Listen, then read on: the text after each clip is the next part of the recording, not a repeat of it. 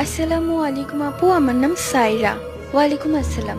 ঘটনাটি ঘটেছে আমার মায়ের সাথে। আমাদের বাসার বর্ণনাটা আগে দিচ্ছি। ছাদের উপর দুটি রুম তোলা হয়েছে। এক রুমে মা থাকতো এবং অন্য রুমে একটি মহিলা থাকতো। সেই মহিলাটা অনেক বেশি বজ্জাত ছিল। মায়ের সাথে কথায় কথায় ঝগড়া করত। ময়লা আবর্জনা এনে মায়ের উঠোনে ফেলে দিত।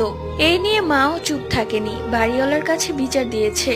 বাড়িওয়ালা সেই মহিলাকে হুমকি দিয়েছে, যদি পরবর্তীতে এরকম কিছু করে তাহলে তাকে এই বাড়ি থেকে উঠিয়ে দিবে এবং নতুন কাউকে ভাড়া দিবে। এই কথা শুনে মহিলা পাগল হয়ে যায়। সে মহিলা আমার মায়ের উপর কালো জাদু করে সামান্য কারণে।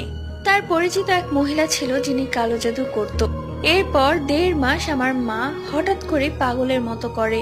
কারোর সাথে কথা বলতো না, খাবার খেত না। সেই মহিলাকে দেখলে শুধু ভয় পেত। আমরা অনেক ডাক্তার দেখিয়েছি, সবশেষে কবিরাজের থেকে জানতে পারি সেই মহিলা